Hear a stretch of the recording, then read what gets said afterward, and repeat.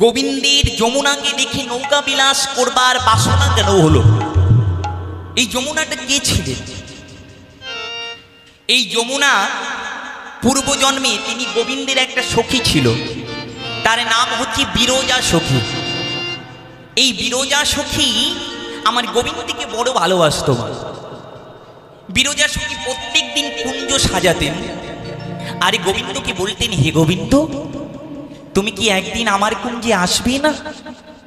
তুমি কি একদিন আমার ঘরে আসবে না? এমনি করে যখন বিরজা আমার গোবিন্দকে ডাকছেন, গোবিন্দ আর ভক্তের ডাক শুনে রইতে পারল না। গোবিন্দ আমার তার একটা প্রিয় সখা, তার নাম হচ্ছে শ্রীদাম সখা। শ্রীদাম সখাকে সঙ্গে করে বিরজার কুঞ্জে গেল। বিরজার কুঞ্জে যখন গোবিন্দ আমার শ্রীদাম সখাকে নিয়ে গেল, ওই বিরজার কুঞ্জের দুয়ারে অর্থাৎ দ্বারে শ্রীদাম সখাকে দাঁড় করিয়ে রাখলেন। বললেন, আমি বিরজার কুঞ্জে যাচ্ছি, যদি কেউ আসে তুমি কাউকে ভিতরে ঢুকতে দেবে না, তোমাকে আমি দারোয়ান করে রেখে গেলাম। এদিকে মা রাধারানী আমার শুনতে পেলেন প্রাণ গোবিন্দ তিনি বিরজার কুঞ্জে গেছে।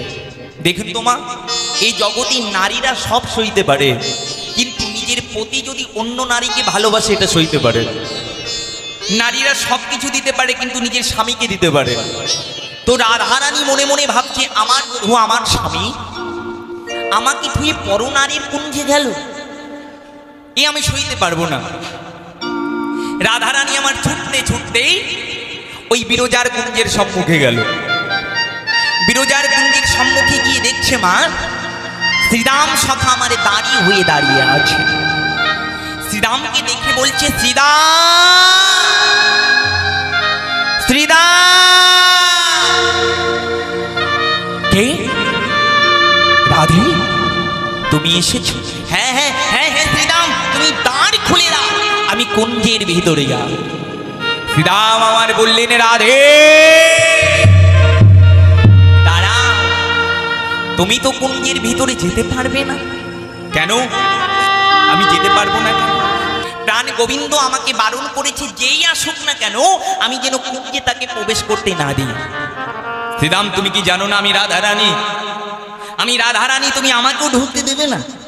শ্রীরাম বলল, না আমি ঢুকতে দেব না। রাধারানী যখন অহংকারে মগ্ন হয়ে আমি বড় এটা ভেবে ওই শ্রীরাম সখাকে ধাক্কা দিয়ে যখন ভিতরে ঢুকতে যাবে, শ্রীরাম সখা রাধারানীকে বাধা দিতেই রাধারানী মাটির পরে পড়ে গেল। যখন রাধারানী মাটির পরে পড়ে গেল, রাধারানী চিৎকার করে উঠলেন, শ্রীরাম, শ্রীরাম,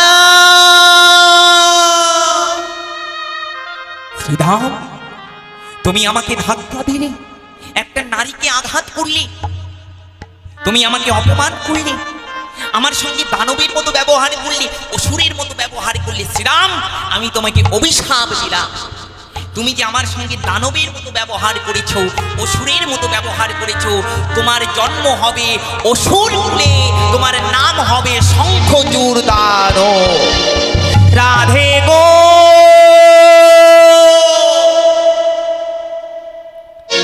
কি করলে রাধে? আমাকে বিনা কারণে অভিশাপ দেবে। শোনো রাধে, আমি তো কোনো অপরাধ করিনি, আমি তো প্রাণ গোবিন্দের কথা রক্ষা করেছি, তাই আমি তোমাকে ঢুকতে দিইনি। তুমি আমাকে বিনা কারণে অভিশাপ দিলে। তুমি না মা, তুমি না মায়ের জান, তুমি মা হয়ে সন্তানের মনের কথা বুঝিলে না, তুমি আমাকে অভিশাপ দিয়ে দিলে। তবে শোনো রাধে, তুমি যদি রাধারানী হও, তবে আমিও গোবিন্দের সখা শ্রীরাম, আমিও তোমাকে অভিশাপ দেব রাধে। তুমি মা হয়ে যখন সন্তানের ব্যথা বুঝলে না, তোমাকে কোনোদিন কেউ মা বলে ডাকবে না। শোনো রাধে, তোমাকে এ জগতে কেউ কোনোদিন মা বলবে না। দেখবেন মা রাধারানীকে কিন্তু কেউ মা বলে না, সবাই কিন্তু রাধারানীর নাম ধরে ডাকে। দেখবেন কালীকে মা বলে, দুর্গাকে মা বলে, লক্ষ্মীকে মা বলে, সরস্বতীকে, মনসাকে, শীতালাকে, সমস্ত দেবীকে মা বলে, কিন্তু রাধারানীকে মা বলে না। কেন? নাকি রাধারানীকে শ্রীরাম অভিশাপ করলেন, তুমি কোনোদিন মা হতে পারবে না। শুধু তাই নয়, শ্রীরাম আমরাও বললেন, শোনো রাধে, যে ক্ষণিকের বিরহ তুমি সইতে পারলে না, যে ক্ষণিকের বিরহ সইতে না পারি কৃষ্ণ দর্শন করবে বলে তুমি পাগলের মতো ছুটে এসেছো। আরও তোমাকে অভিশাপ করছি, এই কৃষ্ণ হারা হয়ে তুমি 100 বছর বৃন্দাবনে হাগোবিন্দ হাগোবিন্দ বলে কাঁদবে। 100 বছরের জন্য গোবিন্দ তোমাকে ছেড়ে, বৃন্দাবন ছেড়ে তিনি দ্বারকায় গিয়ে রাজা হবে। তাই কিন্তু রাধারানীকে ছেড়ে, বৃন্দাবন ছেড়ে গোবিন্দ আমার 100 বছরের জন্য দ্বারকায় চলে গেছিলেন। শ্রীরাম সখা যখন আমার রাধারানীকে অভিশাপ দিয়ে দিলেন, রাধারানী আমার কাঁদতে কাঁদতে ওই বিরজার কুঞ্জের ভিতরে গিয়ে দেখছে বিরজা আর গোবিন্দ আমার লীলা করছে। এইবার বিরজা আমার রাধারানীকে দেখে না ভয়ে কাঁপতে কাঁপতে বিরজার জল হয়ে গেল। আর গোবিন্দ আমার একটা সাপের রূপ ধারণ করে ওই জলের উপরে খেলা করছে। গোবিন্দকে দর্শন করে রাধারানী মনে মনে ভাবছে, গোবিন্দ তুমি এত চতুর, তুমি ভেবেছো তোমায় আমি চিনতে পারবো না। ও গোবিন্দ, তুমি যতই সর্বরূপে ধারণ করো না কেন, আমি তোমায় ছাড়বো না, আমি তোমায় ছাড়বো না। তুমি যতই সর্বরূপ ধারণ করো না কেন। ওমা, সাপের শত্রুকে, সাপের শত্রু ময়ূর। রাধারানী কি করেছেন, তিনি ময়ূরের রূপ ধারণ করেছেন।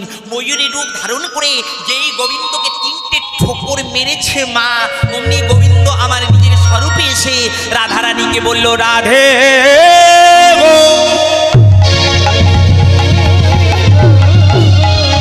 ক্ষমা করে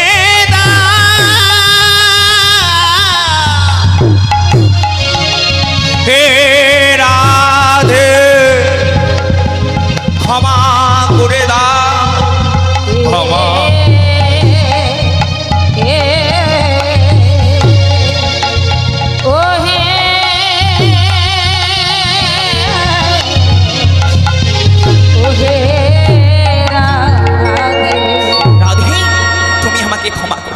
না না না, আমি তোমাকে ক্ষমা করব। তুমি আমাকে ছেড়ে তুমি পরনারীর কুঞ্জে এসেছো। শোনো গোবিন্দ, তুমি সর্বরূপ ধারণ করেছো। তোমার 3টি জায়গায় যে আমি ঠোকর দিয়েছি, ছোবল দিয়েছি, আমি তোমাকে অভিশাপ করলাম গোবিন্দ, ওই 3টি জায়গা তোমার বাঁকা হয়ে যাবে। তুমি যেদিন বৃন্দাবনে কৃষ্ণ হয়ে জন্ম নেবে, তুমি হবে ত্রিভঙ্গ মুরারি, তোমার 3টি জায়গা বাঁকা। দেখবেন মা, এই গোবিন্দ সবসময় কিন্তু বাঁকা হয়ে দাঁড়িয়ে থাকে। কেন? নাকি রাধারানী দংশন করেছিলেন। এইবার বিরজাকে রাধারানী আমার অভিশাপ দিলেন, বিরজা তুমি আমার গোবিন্দকে নিয়ে লীলা করছো, আর তুমি আমাকে দেখে জল হয়ে গেলে। আমি তোমাকে অভিশাপ দিচ্ছি, তোমার যখন এত জল হওয়ার বাসনা, তুমি নদী হয়ে বইবে, তোমার নাম হবে যমুনা। তখন রাধারানীর চরণ জড়িয়ে ধরে যমুনা বলে, ওহে রাধারানী, তুমি আমায় অভিশাপ দিয়েছো দা, তাতে কোনো দোষ নাই রাধে, তোমার চরণে জানা। এই অভিশাপ থেকে কি আমি মুক্তি পাবো না? রাধারানী আমার বললেন, শোনো বিরজা, এই অভিশাপ থেকে তবেই তুমি মুক্তি পাবে যেদিন গোবিন্দ তোমার বক্ষের উপরে নৌকা বিলাস লীলা করবে। আমাদের যুগল চরণে যেদিন তুমি পাবে, সেদিন তোমার অভিশাপ ধন্য হবে। ও বিরজা, সেদিন তুমি অভিশাপ থেকে মুক্তি পাবে, সেদিন তোমার জনম ধন্য হবে। এবার মা, ওই যে রাধারানী ময়ূরের রূপ ধারণ করেছিলেন, দেখবেন গোবিন্দের মাথায় কিন্তু, শিরে কিন্তু একটা ময়ূরের পুচ্ছ থাকে, থাকে না? থাকে তো মা। কেন থাকে? নাকি রাধারানী আমার ময়ূরের রূপ ধারণ করেছিলেন বলে গোবিন্দ আমার ভালোবেসে ওই ময়ূরের পুচ্ছ নিজের মাথায় ধারণ করলেন। রাধে, তুমি না আমার প্রেমের গুরু, তুমি তো প্রেমের গুরু, তাই গুরুর চরণ সবসময় শিষ্যের মাথায়। তাই আজ থেকে তোমার ময়ূরের পালক আমি মাথায় ধারণ করব। এখানে আর একটা তত্ত্ব আছে। কি তত্ত্ব মা? যেদিন রাবণ আমার সীতাকে হরণ করে নিয়ে গেল, যেদিন রাবণ আমার সীতাকে হরণ করে নিয়ে গেল, ওই জটায়ু পাখি তিনি যখন দেখতে পারলেন মা সীতাকে রাবণ হরণ করে নিয়ে যাচ্ছে, ওই জটায়ু পাখি ওই সীতাকে উদ্ধার করবে বলে যখন রাবণের পরে হামলা করেছিলেন, রাবণ নিজের ওই তরবারি দিয়ে ওই জটায়ু পাখির একটা ডানা কেটে দিয়েছিল না আমার রামায়ণে। যখন এই জটায়ু পাখি আমার কাঁদছে, হে রাম, হে রাজা রাম সীতাপতি রাম, হে দশরথ নন্দন রাম, হে রাম জয় জয় রাম পতিত পাবন सीताराम जय राम जय जय राम पतित पावन सीताराम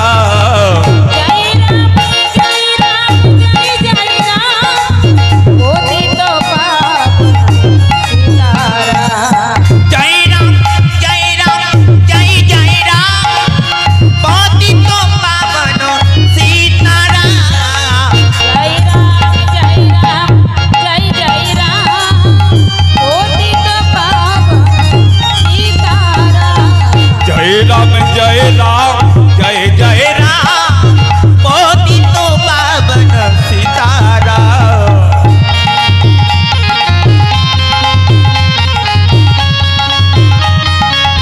जय भगवान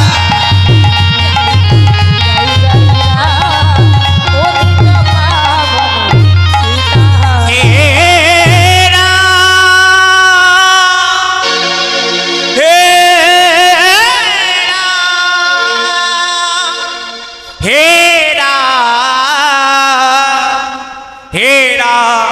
একবার দেখা দাও, একবার দেখা দাও। রাম রাম বলে যখন ডাকছি, এদিকে রামচন্দ্র আমার সীতা হারিয়ে সীতা সীতা সীতা সীতা বলে যখন পাগলের মতো ছুটে চলেছে, দেখছে পথের মাঝে জটায়ু পাখি আমার রাম রাম বলে কাঁদে। একি জটায়ু, তুমি কাঁদছো কেন? হে রাজা রাম, হে রাজা রাম, হে রাজা রাম এসেছো তুমি, হে ভগবান। ভগবান তুমি এসেছো? হ্যাঁ হ্যাঁ জটায়ু, তোমার এমন দশা হলো কি করে? তোমার ডানাকে খেটেছে। ও হে প্রভু, ও হে দয়াল, ও হে দীনবন্ধু, মা সীতাকে রাবণ রাজা হরণ করে নিয়ে যাচ্ছিল। আমি মাকে বাঁচাতে গিয়ে ওই রাবণ রাজা আমার একটা ডানা কেটে দিল। তখন জটায়ু পাখিকে রামচন্দ্র আমার কোলে তুলে দিলে। ওরে জটায়ু, তুই আমার সীতাকে বাঁচাতে গিয়ে তোর ডানা হারালি। ওরে জটায়ু, আমি তোমাকে আশীর্বাদ করছি জটায়ু, তুমি যে ভগবানের জন্য এত বলিদান দিলে, তুমি আমার সীতার জন্য নিজের অঙ্গ বলিদান দিলে, তোমার এই বলিদান বৃথাই যাবে না।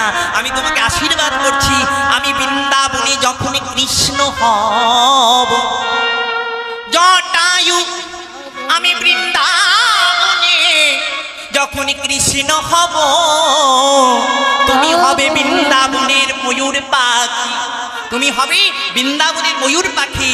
আর সেদিন তোমার ময়ূরের পুচ্ছ আমি আমার মাথায় ধারণ করব। কেন জানো? ওগো, ভক্ত আর ভগবান তো কখনো আলাদা রইতে পারে না। তুমি যে আমার পরম ভক্ত, তাই ভক্তকে ভালোবেসে আমি আমার মাথায় ধারণ করব। ওমা, তাই ভগবান এই কারণে ময়ূর পুচ্ছ মাথায় ধারণ করে। দেখবেন কোনো দেবতা কিন্তু ময়ূরের পুচ্ছ ধারণ করতে পারে না। একমাত্র ভগবান শ্রীকৃষ্ণ তিনি অধিকারী ময়ূর পুচ্ছ মাথায় ধারণ করবার। তবে শুনে নাও, এদিকে ওই যে রাধারানী আমার শ্রীরাম সখাকে অভিশাপ দিল তুমি শঙ্খচূড় হবে। এইবার দেখুন মা, ওই শঙ্খচূড় দানব আমার তিনি নারায়ণের কাছ থেকে আশীর্বাদ পেয়েছিলেন যে তোমাকে কেউ হারাতে পারবে না, যতদিন তোমার পত্নীর সতীত্ব থাকবে। তোমাকে এই আশীর্বাদ করলাম, অর্থাৎ তোমার পত্নী, তোমার সহধর্মিনী যতদিন সতী থাকবে তোমাকে কেউ হারাতে পারবে না। এদিকে মহাসতী তুলসী তিনি নারায়ণকে বড় ভালোবাসে, নারায়ণকে বড় ভালোবাসে। আর নারায়ণ মহাসতী তুলসীকে আশীর্বাদ করলেন, তুলসী আমিও তোমাকে আশীর্বাদ করলাম, তুলসী যতদিন তোমার সতীত্ব থাকবে ততদিন তোমার শাখা সিঁদুর কোনোদিন কেউ মুছতে পারবে না। ওই সতী তুলসীর সঙ্গে ওই শঙ্খচূড় দানবের বিবাহ হয়ে গেল। ওই শঙ্খচূড় দানব আমার পত্নীর বলে বলিয়ান হয়ে, অর্থাৎ নিজের পত্নীর বলে, দেখুন মা শাস্ত্রে বলছে সতী নারীর পতি হয় পর্বতেরও চূড়া, অসতীর পতি হয় ভাঙা নৌকার গোড়া। অর্থাৎ একটা নারী যদি সতী হয় তাহলে মরা স্বামী বাঁচায় লয়, আর নারী যদি আনারী হয় তাহলে ভালো স্বামীকে মেরে নেয়। আমার গৌরহরির আনা নামে সবাই পার হয়ে গেল, কেউ বাকি রইল না। যদি কেউ একবার কৃষ্ণ বলে বাবা, সে কিন্তু ভবসিন্ধু পার হয়ে যায়, তার মানব জনম ধন্য হয়ে যায়। দেখুন এই কীর্তন শুনে তখনই লাভ হবে বাবা, আমাদের কীর্তন শুনে তবেই লাভ হবে যদি আমরা সত্যিকারে মানুষ হতে পারি। আমরা মানুষের আকার ধারণ করেছি বাবা, কিন্তু সত্যিকারে আমরা মানুষ কেউ নই। যদি আমরা মানুষ হতাম তাহলে আমাদের ভিতরে মনুষ্যত্ব জ্ঞানটুকু রইত বাবা। আমরা যদি মানুষ হতাম তাহলে আমাদের মান হুঁশ রইত। আমরা মনুষ্যের আকার কেবল ধারণ করলাম, কিন্তু আমাদের ভিতরে মনুষ্যত্ব বলে কিছু নেই। কেমন? আপনাদের কাছে একটা কথা বলি, আমি পুরুলিয়াতে গান করতে গেছিলাম বাবা। পুরুলিয়াতে গান করতে গেছি, এক বাড়িতে গান হচ্ছে, বিরাট বড় লোক ডাক্তার বাবু, তিনি 5000 লোকের সেবা, 3 দিন তার বাড়িতে কীর্তন হচ্ছে, প্রত্যেক দিন 5000 লোকের সেবা হচ্ছে বাবা। তো আমি ভাবলাম এত বড় ভক্ত 3 দিন ধরে কীর্তন দিচ্ছে, আবার 5000 লোকের সেবা হচ্ছে রোজ, এ তো অল্প ভাগ্যে হয় না। বহুত জন্মের ভাগ্যের ফলে বৈষ্ণব আসিয়া মিলে করব বৈষ্ণব পূজা। তাহলে এ তো অল্প ভাগ্যের কথা নয়। 3 দিন ধরে বাড়িতে হরিনাম যজ্ঞ করা, হাজার হাজার ভক্তের সেবা দেওয়া, এ তো অল্প ভাগ্যের কথা নয়। আমি মনে মনে ভাবছি, আহা কত বড় ভক্ত, ডাক্তার হয়ে তবু ভগবানের এত নাম কাম দিচ্ছি, ইনি কত বড় ভালো মানুষ। তো যখন হরিনাম সমাপ্ত হয়েছে, তো বিশাল বড় বাড়ি, আমি ওই ডাক্তারবাবুকে ডেকে বললাম, ডাক্তারবাবু আপনার বাড়িতে কে কে আছে? তো বলছে আমার বাড়িতে কেউ বেশি নেই, আমার বাড়িতে তেমন বেশি লোক নেই, 4টে মানুষ, আমি, আমার পত্নী, আমার 10 বছরের ছেলে আর আমার বৃদ্ধ মা। আমি বললাম বাহ, তো আপনি এই হরিনাম কতদিন ধরে দিচ্ছেন? বলছে আমি এই 10 বছর ধরে হরিনাম দিচ্ছি। তো 10 বছর ধরে উনি হরিনাম দিচ্ছেন, অগণিত ভক্ত সেবা করাচ্ছেন, তিনি বড় বড় কীর্তনিয়াদের কীর্তন দিচ্ছেন। তো আমি বললাম, তো আপনার মতো সন্তান যে মা ধারণ করেছে গর্ভে, না জানি সেই মায়ের কত বড় ভাগ্য। কেননা একটা কৃষ্ণ ভক্ত সন্তান জন্ম দিতে গেলে পূর্বজন্মের স্বীকৃতি প্রয়োজন হয়। ভালো গর্ভ না হলে তো ভালো সন্তান জন্ম নেয় না।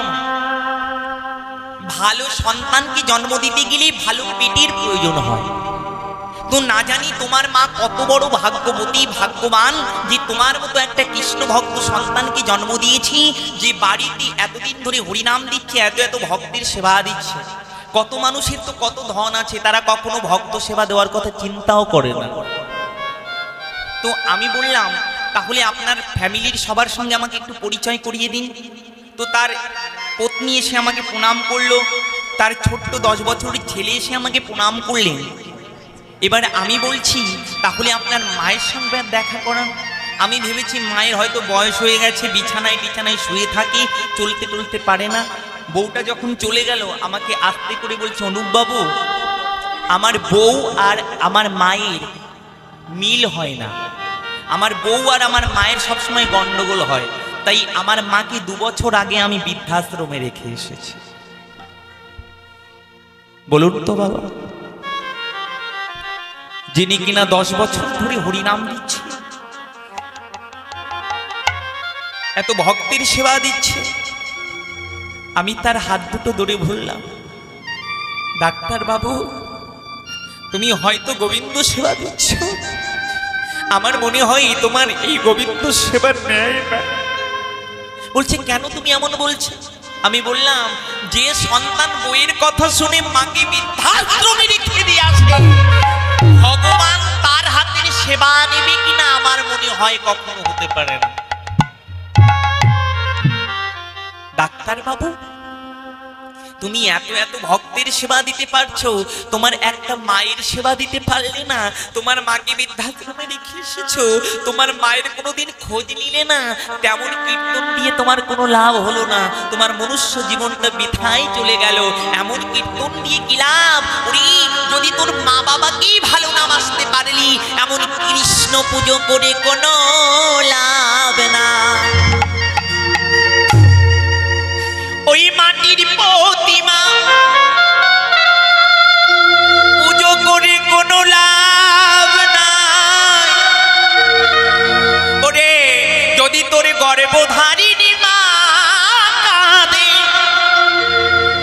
যে মা 10 মাস 10 দিন তোরে গর্ভে ধারণ করল, কত যন্ত্রণা পেল। যে মা 10 মাস 10 দিন গর্ভে ধারণ করে কত যন্ত্রণা পেয়ে নিজে না খেয়ে সন্তানকে খাইয়েছে, সন্তানের যদি শরীর খারাপ হয় সবাই ঘুমিয়ে পড়ে, মা আমার জেগে থাকে যদি আমার সন্তানের কিছু হয়। যদি সন্তানের শরীর খারাপ হয়, মা ঠাকুর ঘরে গিয়ে পড়ে থাকে, বলে হে ভগবান তুমি আমার প্রাণ নিয়ে নাও, কিন্তু আমার সন্তানের যেন কিছু হয়।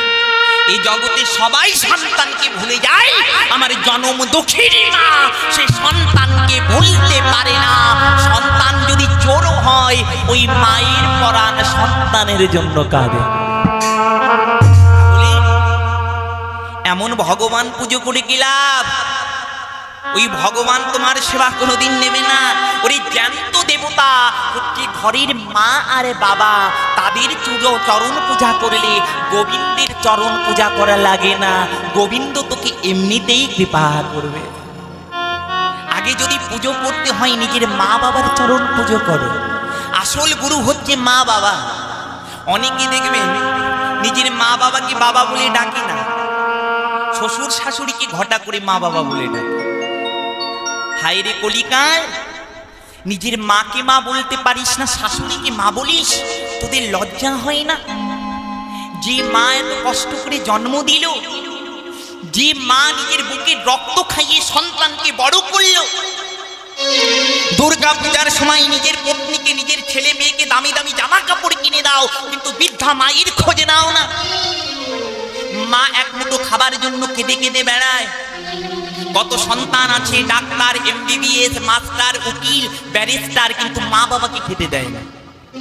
অপরকে জ্ঞান দেয় কিন্তু নিজের ভিতরে কোনো জ্ঞান নাই। তাহলে তেমন জ্ঞানী হয়ে কি লাভ, তেমন শিক্ষিত হয়ে কি লাভ? তোমার ভিতরে যদি আসল মনুষ্যত্ব না থাকে, তুমি যদি আসল মানুষ না হতে পারো, নিজের মা বাবাকে যদি কাঁদাও, তুমি যতই কৃষ্ণ কৃষ্ণ বলো না কেন, কৃষ্ণ কোনোদিন তোমার ডাকে সাড়া দেবে। তাই আমার মুখের কথা নয় মা, গানের ভাষায় বলছি কি জানো? তুমি যতই যাও না মন্দির মসজিদ, তুমি যতই যাও না মন্দির মসজিদ, যতই করো গঙ্গা স্নান, বাবা মাকে না বাসিলে ভালো হয় না খুশি ভগবান।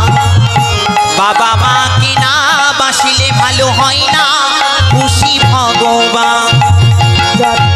এই জগতে মা মা বাবার মতো আপন কেউ হয় না। এই জগতে যদি মা বাবার চোখের জল ঝরে, তুমি জীবনে কোনোদিন সুখী হতে পারবে না। তোমার ধন থাকতে পারে, ঐশ্বর্য থাকতে পারে, কিন্তু যার মা বাবার আশীর্বাদ আছে তার দুনিয়াতে কিছু লাগে না। যদি কোনো সন্তানের মাথার উপরে মা বাবার আশীর্বাদ থাকে, সেই সন্তানকে কেউ কোনোদিন হারাতে পারে না। সেই সন্তান দিনহীন কাঙাল থাকলেও শান্তি থাকে। কেন? মা বাবা হচ্ছে বট গাছের মতো। মা বাবার হাত যদি কোনো সন্তানের মাথার পরে থাকে, তাকে জীবনে কেউ হারাতে পারে না, তার কোনোদিন অকাল মৃত্যু হয় না। তাই আমাদের আসল গোড়া ঠিক করতে হবে। আমরা যতই গুরুচরণ আশ্রয় করি না কেন, দীক্ষা শিক্ষা নিই না কেন, আগে আমাদের মা বাবার চরণ ভজন করতে হবে। মা বাবা যদি আমাদের কৃপা করে তাহলে গোবিন্দের কৃপা এমনিতেই হবে, আর মা বাবা যদি কৃপা না করে তাহলে গোবিন্দের কৃপা কোনোদিন হবে না, কোনোদিন হবে না। তুমি যতই হরিনাম করো না কেন, কীর্তন করো না কেন, যতই দান ধ্যান করো না কেন, তোমাকে যতই লোকে বাবু বলুক না কেন, কিন্তু আসলে তুমি কাবু, তোমার কোনো লাভ হলো না, তোমার জীবনটা বেকার চলে গেল যদি তুমি তোমার মা বাবার চরণই ভজন না করতে পারো। আজকালকার দিনের ছেলে মেয়েরা দেখবেন মা বাবার উপরে কথা বলে। মা বাবা যদি একটা কথা বলে, মা বাবাকে বলে তুমি কি বেশি বোঝো নাকি? যে মা বাবা তোমাকে ছোট থেকে বড় করলো, সেই মা বাবা যদি একটা কথা বলে, আজকালকার ছেলে মেয়েরা মা বাবাকে মানতে চায় না। আগেরকার দিনে মানুষ মা বাবাকে সম্মান করত, মা বাবা যা বলতো তাই শুনতো। কিন্তু এখনকার ছেলে পেলে মা বাবাকে ঘর থেকে বের করে দিতে পারলে বাঁচে। এখন কলিকালের মানুষের ফ্যাশন হয়েছে বাবা, যে যত বড় লোক হয়েছে দেখবেন দোতলা তিনতলা বাড়ি করেছে, বাড়িতে একটা কুকুর পোষে। কিন্তু দেখবেন আজকালকার মানুষ যার যত টাকা, বাড়ির সৌন্দর্য বৃদ্ধি করবার জন্য একটা কুকুর কিনে আনে। কুকুরের জন্য দামি দামি সাবান শ্যাম্পু থাকে, ভালো ভালো খাবার থাকে। দেখা গেল নিজের মায়ের জায়গা বাড়িতে হচ্ছে, নিজের বাবার জায়গা বাড়িতে হচ্ছে। তাহলে এটা আগে আমাদের জানতে হবে। ওরে কুকুর এনে ঘরে ভরলি, কুকুর কিনে কি লাভ? মরণের পরে কুকুর হবি। মা বাবাকে না ভালোবাসিলি, তোর জন্মটা বৃথায় গেল। তুই মা বাবাকে ভালোবাসতে পারলি না, মা বাবাকে চিনতে পারলি না, তাহলে তোর এমন মনুষ্যকুলে জন্ম নিয়ে কি লাভ? তোর কোনো লাভ নাই। যদি মা বাবাকে ভালোবাসতে পারো, তোমার জন্ম ধন্য হয়ে যাবে। যদি কোনো সন্তানের উপরে মা বাবার আশীর্বাদ থাকে, সেই সন্তানকে কেউ হারাতে পারে না। ভগবান পর্যন্ত মা বাবার চরণ স্মরণ করে সমস্ত কাজ করেছে, মা বাবার উপরে কোনো কিছু করেনি। কিন্তু আমরা আজকাল কি করছি? মা বাবাকে ভুলে যাচ্ছি, মা বাবাকে ফেলে দিচ্ছি, মা বাবাকে খেতে দিচ্ছি না, বৃদ্ধাশ্রমে রেখে আসছি। আমাদের করলে হবে না। আমাদের যতই আমরা বড় হই না কেন, জ্ঞানী হই না কেন, আগে আমাদের গুরুচরণ আশ্রয় করতে হবে, গুরুজনকে সম্মান করতে হবে, তবেই আমাদের জনম ধন্য হবে। তাই শ্রী চৈতন্য মহাপ্রভু আমার আজ কলিহত জীবকে পার করবেন বলে তিনি সুরধ্বনির তীরে একটা তরুণী রেখে আজকে ডাকছে। তাই মহাজন আমার ভাবাবেশে বলছে, দেখো ওগো এই রূপে উদ্ধারিল সবে নর নারী, সবে নর নারী। জয় শ্রী গুরু নিতাই গৌরী সীতানাথ প্রেমানন্দে হরি হরি বল। এতক্ষণ আমরা নবদ্বীপ নীল আস্বাদন করেছি, এবার আস্বাদন করব বৃন্দাবন নীল। তোমার বৃন্দাবনে যেতে গেলে রাধা নামের ধ্বনি না করলে বৃন্দাবনে যাওয়া যায়। যারা বৃন্দাবনে গেছেন তারা জানবেন বৃন্দাবনে একমাত্র রাধা নাম চলে। তো কোনো ভক্তকে দেখলে পারেই রাধা নামের ধ্বনি দেয়। আর বৃন্দাবনে যেতে গেলে বৃন্দাবনেশ্বরী শ্রীমতী রাধা রানীর কৃপা পেতে গেলে রাধা নামের ধ্বনি না নিলে বৃন্দাবনে যাওয়া যায় না। তাই সবাই মিলে রাধা নামের ধ্বনি দিয়ে আমরা মধুমাখা বৃন্দাবনে যাব। একবার দুটি বাহু তুলে বলো, জয় জয় রাধা রানী কি। হরি বল, হরি বল। চলুন সবাই মিলে আমরা রাধা নাম করতে করতে বৃন্দাবনে যাব। ওরে রাখাল রাজা বলে দে না কোথায় বৃন্দাবন,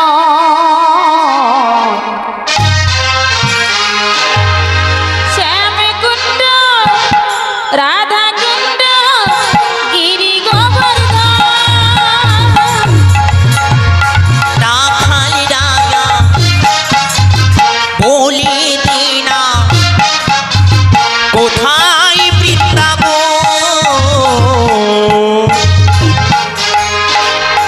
শ্যামকুণ্ড রাধাকুণ্ড গিরি গোবর্ধন।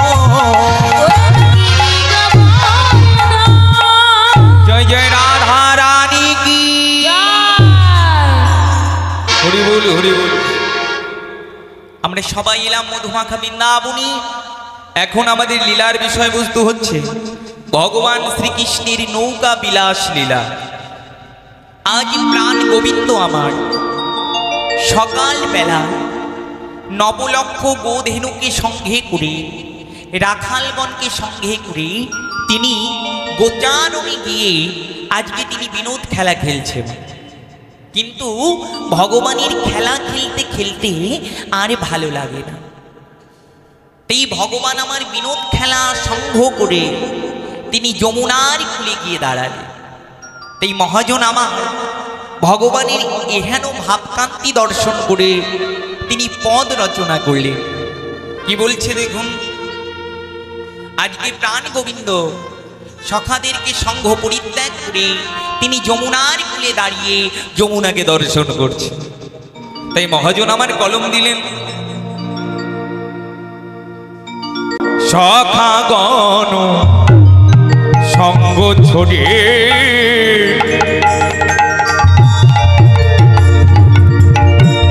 শ্রী যদুন তনহরি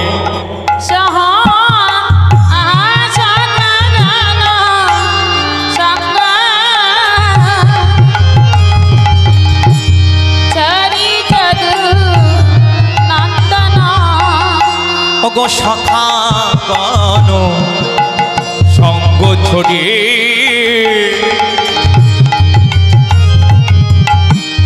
শ্রী যদুন তনহরি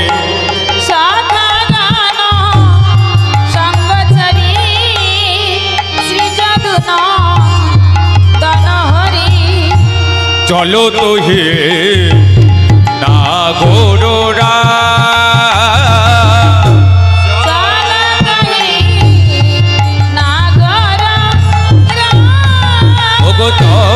চলো তো হে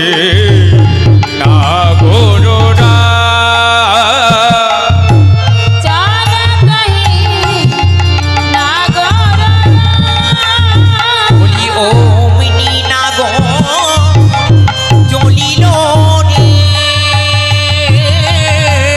অগ্নি নাগ চলিল রে, বলি ও মিনি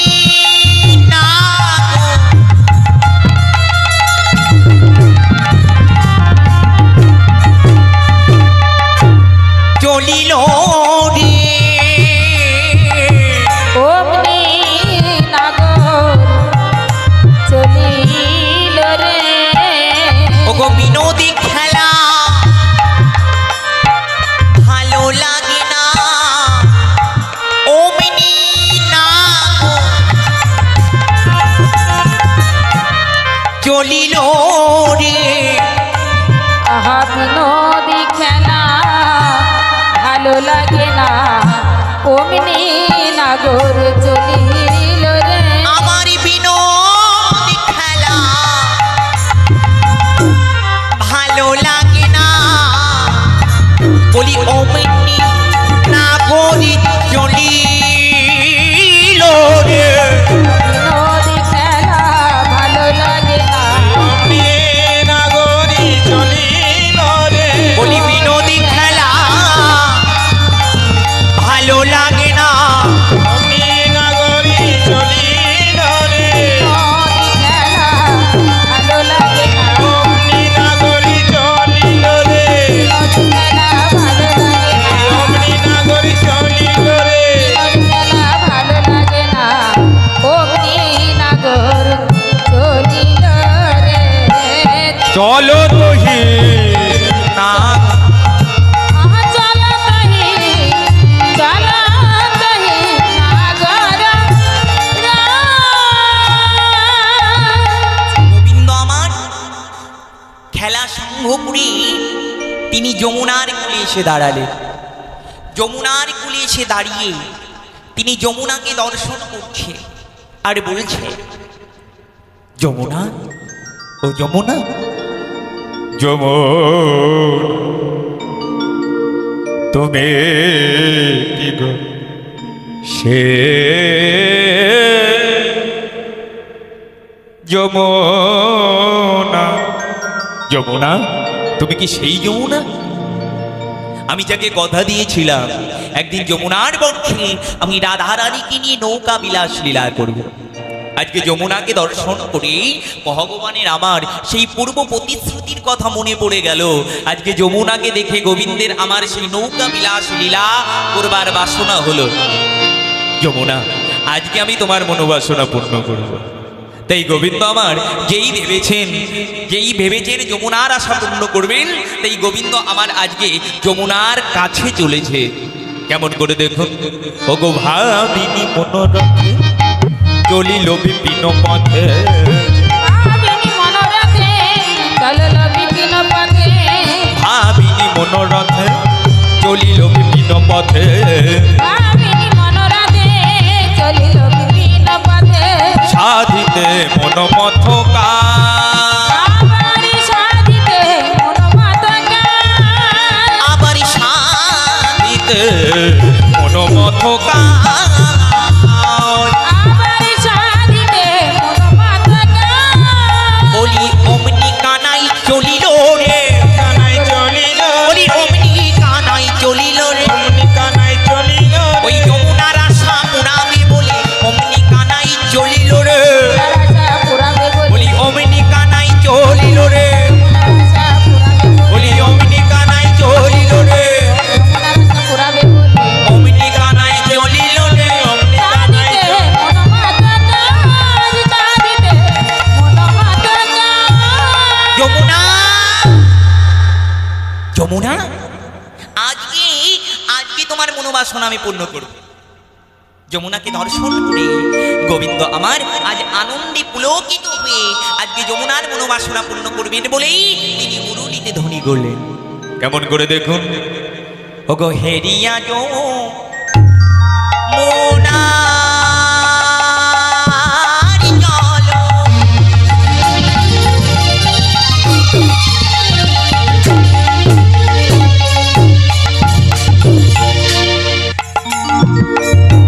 মনোমথ ও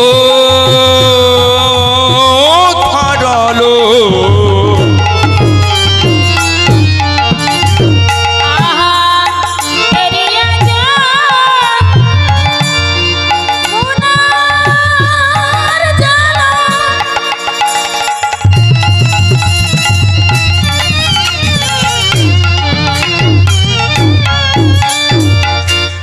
মনোমত উদারতা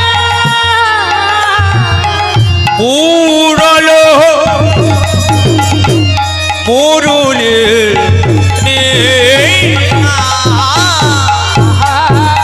পুরালো মুরলি চা আবার পুরলো মুরুলি আবার পুরালো মুরলি নিশা ওগো অমনি বাঁশি বাজাইলো আমনি বাসি বাজাইল ওগো রাধা রাধা নামে ধরে অমনি বাঁশি বাজাইলো আবার রাধা রাধা বলি বাসে ওমি বাসি বাজাইল ওগো রাধা রাধা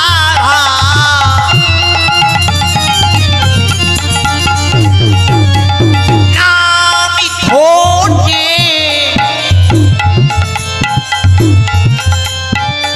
অমনি বাঁশি বাজাইলো রাধা রাধা নাম ধরে বলি অমনি বাঁশি বাজাইলো রাধা রাধা নাম এই ধরে অগ্নি বাঁশি বাজাইল রাধা রাধা নাম এই ধরে অগ্নি বাঁশি বাজাইল বলি রাধা রাধা রাধা বলে হরিও বাঁশি বাজাইল রাধা রাধা নাম ধরে অগ্নি বাঁশি বাজাইল বাসে বাজাইল